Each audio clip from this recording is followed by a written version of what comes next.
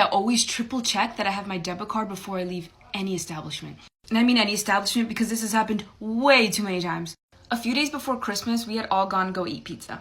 It was this nice place, we all had fun, and then we left. This was probably the 22nd or the 23rd of December. It wasn't until the evening that I realized that I didn't have my debit card with me and I had left it in the restaurant. So don't freak out. I'm like, no, it's okay. I know where it is. It's probably at the restaurant. They're like, okay, hurry, call. So I did, and the phone rang, and it rang, and it rang, and no one picked up. And this is when I realized, I'm like, oh my gosh, it's Christmas Eve tomorrow. I looked at the hours, and this place was gonna be closed for the next 3 days. Which means if my debit card was there, hopefully it was, I wasn't gonna be getting it back till like the 26th. So I put my credit card on like freeze mode just in case. And my sister happened to have a friend who worked at the restaurant, and yeah, she confirmed that the card was probably there and I wasn't gonna be getting it back until they opened. So what about late Christmas presents? What about the trip to Miami that we were supposed to take? Yeah, we were going to Miami for a Christmas fair. Anyway, I just ended up using my credit card for everything, which kind of sucked, but it was fine. The 26th comes around and I go pick up my card and everything is fine.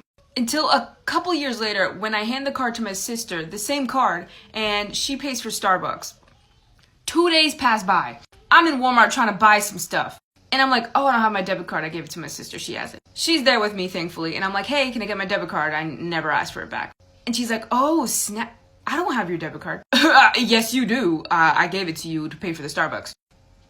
And I'm like, did the barista ever give you the card back? And she's like, no, I don't think the barista ever gave me the card back. She just gave me the drinks. And I'm like, and you never asked for the card back? She was like, no, I just assumed since we had the drinks, we left. Anyway, I called the Starbucks. They had my card, which had been missing for 2 days. It's fine. Fast forward another week. We're at a restaurant getting Korean barbecue. My friend goes to the bathroom and we're all about to leave. I should do another story time on that because that was a whole separate situation. There was a situation with the waiter. Anyway, we paid, we left our tip, and we were all standing to leave, waiting for my cousin to get out of the bathroom. They had brought her what is that thing? Her check, her little, the black thing. They brought it back and left it there, and my cousin came out, saw us all standing, and was like, all right, we're leaving. She grabbed her things, and I proceed to check everyone's little book. I'm paranoid at this point. And of course, the one who had went to the bathroom had left her debit card in there and was literally headed out the door. So I hope from this experience you guys can learn so it doesn't happen to you. Just double check, triple check. She was grateful, but she doesn't know that was because of lots of experience. My girlfriend and I, my parents, my brother and his wife all went on vacation in another country a week ago. My girlfriend knew this trip was coming up and took on a second job waitressing on the weekends for several months to get ready for it. My brother and I were the ones who did most of the planning of the itinerary, although we did ask everyone else for input. For background, I make around $150,000 as an IT consultant. My girlfriend is a teacher making around $45,000. My parents are pretty affluent, as well as my brother and sister-in-law. We have always split things 50-50 in the 2 years we have been together. There were a few times on the vacation where she did not go on the outings with us, wine tasting, scuba diving, etc. She also would only eat 2 meals a day, stating simply that she was on a budget. My family does favor more high-end, expensive places. My parents thought it was very strange that she only eats 2 meals a day, although she normally eats 3. I mentioned how I heard her stomach growling one night and said I was concerned about her having an eating disorder. When we got back home, I asked her why she skipped out on several of the outings and only ate 2 meals a day. She got teary-eyed and said that 3 meals a day wasn't physically feasible for her, and neither were the outings that she chose not to go on. She went on 3 of 6. She said she was not expecting everything to cost so much and she was overwhelmed. She also said she doesn't know if this is going to work long term if she is expected to go on vacations like that with people who make much more than her. I feel bad that I did not pick up on her discomfort sooner, but we did agree to split everything 50-50, and I don't know why she agreed to come if the cost was an issue.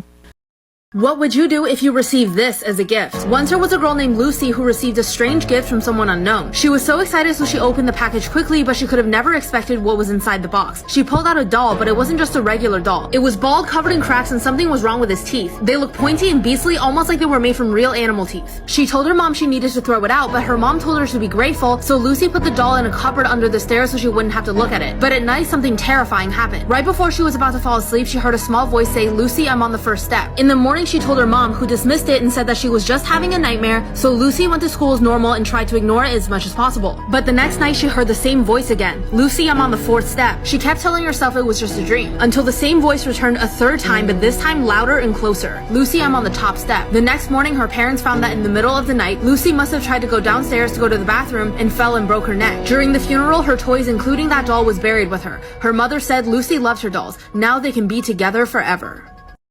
Let me tell you about the time that I got super anxious, but instead my faith in humanity got restored. This isn't even that big a deal. All I had to do, my only job, was to go to the park and go to the pavilion, which is like this rentable space, which we were renting out for some sort of like birthday party. I forget what we were renting it out for.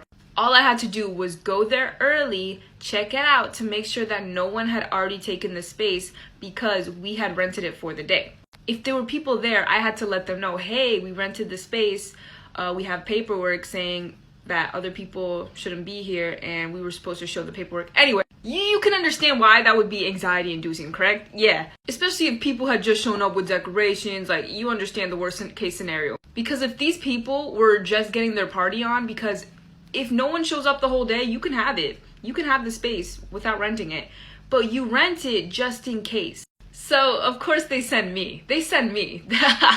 I go to the park and I go check out the pavilion. I'm like, man, hopefully nobody's there and we can go set up and claim the spot because, you know, we already rented it for the day. There's already a fiesta going on. There's already people there. I'm talking presents. The tables are covered. There's balloons, man. I think there was a piñata. It was a whole birthday party. I don't know these people. And I had to go tell them, hey, party's over.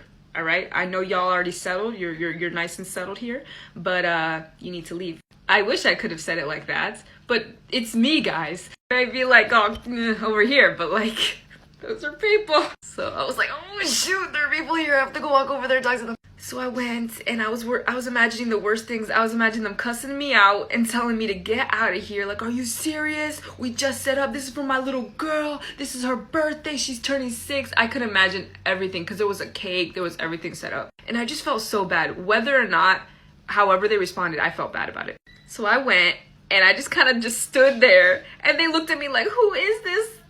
Who is this girl? And they're all like, I was like, hey, how you doing? Hi, so we actually rented this space. I'm so sorry. Just like that. I'm so sorry to have to do this, but we actually rented this space out. This is how they respond. Oh my god, do not worry about it. No. We're taking everything right now. Guys, grab everything. No. You bring everything in. We'll help you out.